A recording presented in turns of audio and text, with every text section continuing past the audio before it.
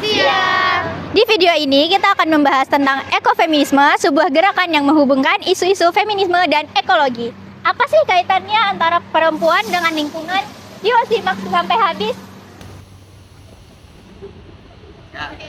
Dalam pengetahuan Anda, apa sih ekofeminisme itu? Jadi, definisi ekofeminisme itu pandangan yang menyatukan feminisme dan ekologi. Gerakan ini menyoroti bagaimana perempuan dan alam sama-sama dieksploitasi oleh sistem patriarki dan kapitalisme. Ekofeminisme percaya bahwa cara manusia memperlakukan alam dan cara perempuan ditindas berasal dari akar yang sama.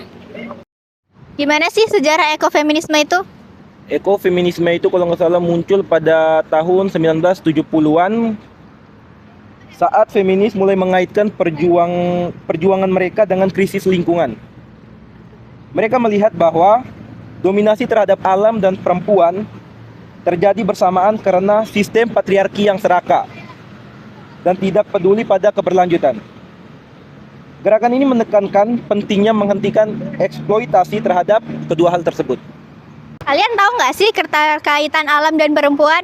Perempuan, terutama di komunitas perdesaan, seringkali lebih dekat dengan alam karena mereka yang mengurus sumber daya alam seperti air, kayu bakar, dan pangan. Saat alam dirusak, perempuanlah yang pertama merasakan dampaknya lebih dulu, seperti sulitnya mendapatkan air bersih dan tanah yang subur untuk bercocok tanam. Wawancara mahasiswa yang lagi main yuk. Gimana sih kritik ekofeminisme terhadap sistem patriarki?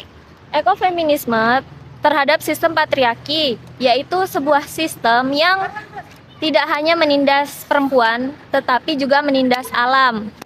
Terus,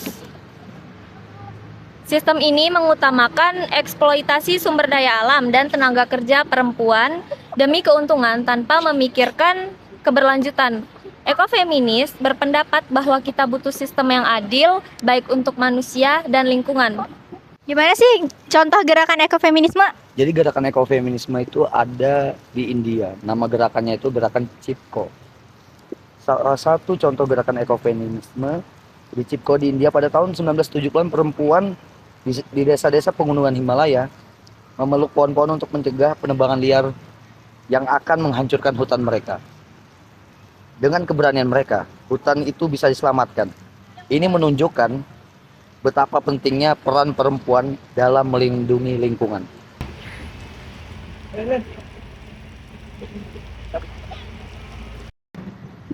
Halo, gimana nih contoh lain dari ekofeminisme? Oh, jadi contoh lain dari gerakan ekofeminisme tuh ada gerakan Green Belt di Kenya. Terus tuh kayak contohnya tuh gerakan Sabuk Hijau yang didirikan oleh Wangari Maathai di Kenya pada tahun 1977. Dalam gerakan ini, perempuan tuh menanam pohon untuk melawan penggundulan hutan dan mengatasi krisis lingkungan. Melalui upaya mereka, jutaan pohon berhasil ditanam, memulihkan lahan yang rusak sekaligus memperdaya perempuan. Ini adalah bukti nyata bagaimana perempuan memimpin aksi perlindungan lingkungan. Ada nggak sih contoh ekofeminisme di Indonesia? Ada dong. Di Indonesia beberapa komunitas perempuan terlibat dalam gerakan Save Kendeng yang menentang pembangunan pabrik semen di Pegunungan Kendeng, Jawa Tengah. Para perempuan ini melakukan protes dengan mengecor kaki mereka dengan semen sebagai simbol perlawanan terhadap kerusakan alam yang mempengaruhi sumber daya air dan tanah. Nah, gimana nih contoh ekofeminisme dalam sepengetahuan Anda? Salah satunya Kenya di Afrika. Organisasi yang bernama Green Belt Movement yang didirikan oleh Wangari Maathai, ia bergerak untuk perempuan menanam pohon dan menjaga lingkungan, sekaligus untuk mempertahankan praktik pertanian yang keberlangsungan. Oke guys, kita tarik kesimpulan dari penjelasan teman-teman tadi. Ekofeminisme mengajarkan kita bahwa perjuangan perempuan dan lingkungan saling berkaitan. Dengan mendukung kesetaraan gender dan perlindungan alam, kita bisa menciptakan dunia yang lebih adil dan berkelanjutan.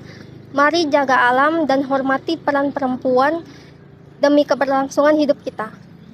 Kami dari kelompok 3 Ekofeminisme. Sekian video pembelajaran dari kami. Semoga mudah dipahami. Salam budaya. Budaya bangsa. Hidup mahasiswa. Hidup mahasiswa. knows.